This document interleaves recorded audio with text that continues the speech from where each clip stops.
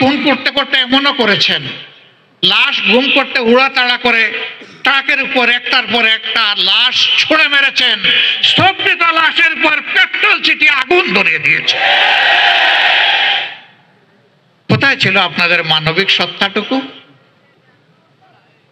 কিভাবে আপনারা তা পারলেন?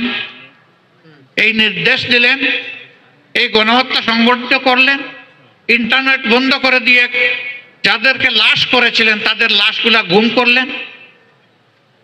আজও অনেক জায়গায় গেলে অনেক মানুষ এসে হাত ধরে কেঁদে ফেলে, বলে কেউ কেউ তো তাদের বাবার লাশ পেয়েছে, কবর পেয়েছে। আমি আমার বাবার ভাইয়ের সন্তানের স্বামীর লাশটা কোথায় আছে, বেঁচে আছে না মারা গেছে, আজ পর্যন্ত জানতে পারলাম না। এদেরকে আমরা কি সান্ত্বনা দেব? তাই তো করেছে। এখন কেউ কেউ আমাদের কাছে জানতে চায় আগামীতে সুষ্ঠু নির্বাচন হলে ওই গণহত্যাকারী দল বাংলাদেশের নির্বাচনে অংশগ্রহণ করতে পারবে কিনা। আমরা বলি আগে গণহত্যার বিচারটা হোক,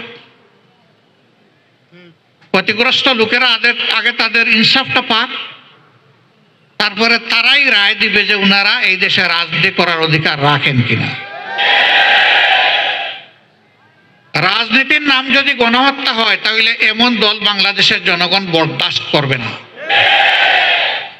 রাজনীতির নাম যদি জনকল্যাণ হয় তাহলে জনগণ যাকে পছন্দ করবে তাকে বরণ করে নেবে। আওয়ামী লীগ প্রমাণ করেছে তারা কোনো রাজনৈতিক দল নয়, বরঞ্চ গণহত্যাকারী একটা সিন্ডিকেট। আমরা যা বললাম আওয়ামী লীগ আদালতে গিয়ে তা প্রমাণ করুক যে আমাদের কথা সত্য না মিথ্যা। আমরা আওয়ামী লীগকে আহ্বান জানাবো, প্রিয় ভাইরা, সবচেয়ে বেশি কষ্ট দেওয়া হয়েছে জামাত ইসলামীকে। একে একে নেতৃবৃন্দকে ফাঁসি দেওয়া হয়েছে। কোরআনের পাখি দেলোয়ার হোসেন সাইদি রাহিমাহুল্লাহ সহ লোকগুলাকে মৃত্যুর দিকে ঠেলে দেওয়া হয়েছে। অসংখ্য লোককে গুম করা হয়েছে, পঙ্গু করা হয়েছে, ঘর বাড়ি বিধ্বস্ত করা হয়েছে। আমাদের সবগুলা অফিস তাদের পুরা সময় জুড়ে তালাবদ্ধ করে রেখেছে, আমাদের নিবন্ধন কেড়ে নিয়েছে।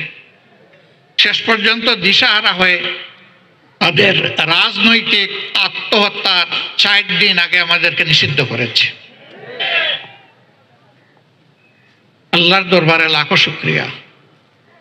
যারা আমাদেরকে 1 আগস্ট নিষিদ্ধ করলেন, আল্লাহ তাদেরকে মানুষের মনের ভিতরে নিষিদ্ধ করে দিলেন মাত্র 4 দিনের মধ্যে। এখানে আমাদের কোনো বাহাদুরি নেই। অনেকে এই আন্দোলনের কৃতিত্ব দাবি করেন, আবার অনেকে এই আন্দোলনকে মানতেও পারেন না। আমরা বলি যে এই আন্দোলনের মূল কৃতিত্ব আল্লাহ রাব্বুল আলামিন। তিনি জাতির সন্তানদেরকে হিম্মত দিয়েছিলেন বুক সোজা করে দাঁড়াবার, গুলি বুকে পেতে নেওয়ার। তা আল্লাহর পছন্দ হয়েছে, মঞ্জুর হয়েছে, কবুল হয়েছে, তাই ফেসিবাদের পতন হয়েছে। মানুষ হিসাবে 18 কোটি মানুষ এর সফলতার দাবিদার, আর নেতৃত্বের সফলতার দাবিদার আমাদের ছাত্র, তরুণ, যুব সমাজ। এইটা অনেকে দেখে মানতে রাজি হয় না। নামাজের আজানের সময় হয়ে গেছে, আমি আর কথা বাড়াবো না। আমি শুধু বলবো অতীতে যা হয়েছে সাক্ষী জনগণ। অতীতের সমস্ত দুঃশাসন এবং দুর্নীতিকে আসুন পায়ের তলে কবর দিয়ে আমরা সামনে এগিয়ে যাই।